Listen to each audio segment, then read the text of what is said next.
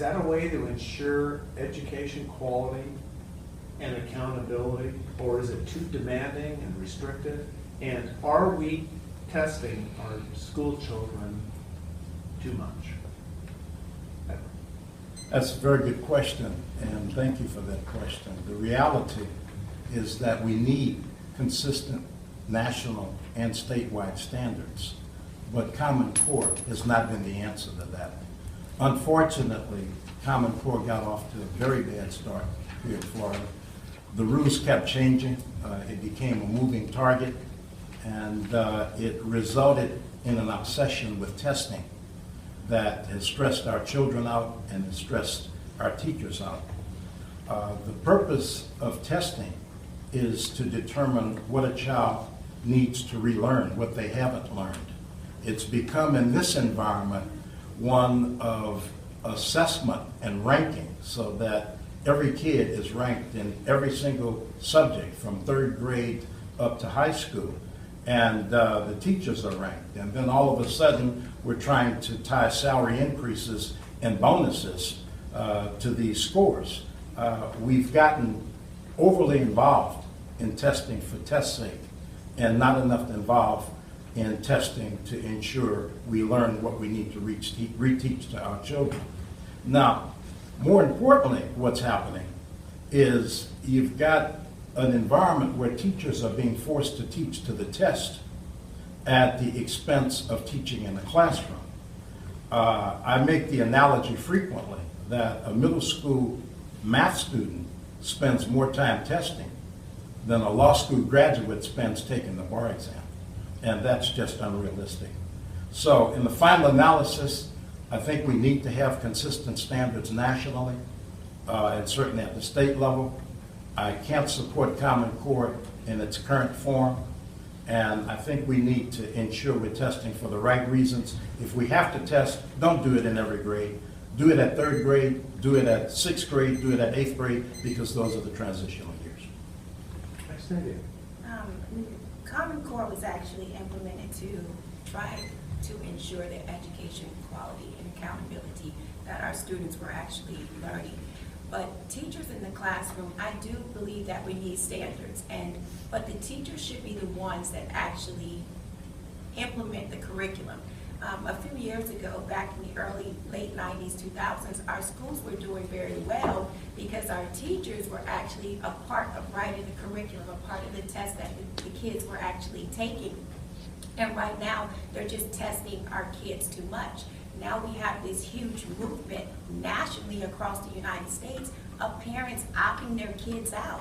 And the issue with the test is basically if my child fails that test by 2 points versus another child failing it by 10 points, they still want to put a child in remedial classes, and it might be that they just had a bad test or they're just tired of testing. I do think that we need to test for assessment, okay, and that allows the teacher to know this is what my kids have gained and this is what I still need to teach my kids. But just testing to a test is not being created. It's not allowing our teachers to actually make sure that all kids are not learning the same way. So I have to figure out a way to teach these kids as a whole, but teach them differently to make sure all of our children are understanding and learning what they're supposed to learn. But right now, Common Core is just too restricted. There's no creativity, and I don't support it. Gina, please. I think the biggest flaw with Common Core is just that it's unconstitutional. I believe, though, that we should have rigorous standards. And the problem with the testing is that there's just a lack of validity. We don't really know if the test is actually testing what it says it's testing.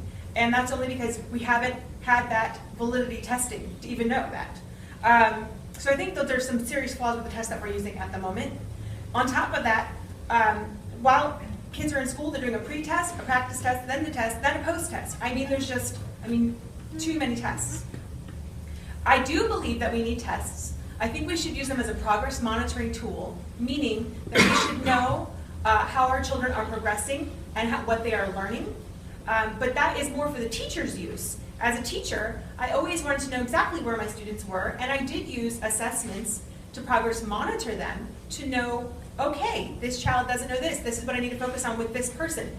But what helped me with that was that I could target each child and what they were missing, and I didn't have to teach that to the whole entire class over again. I just needed to teach it to a few students. So that's how we should be using these tests. We shouldn't be using these tests to pass or fail a child. We should be using them to decipher, okay, we need to work with this child on this. Okay, these kids got that, let's push and move on. Let's get them up to another thing that they can learn.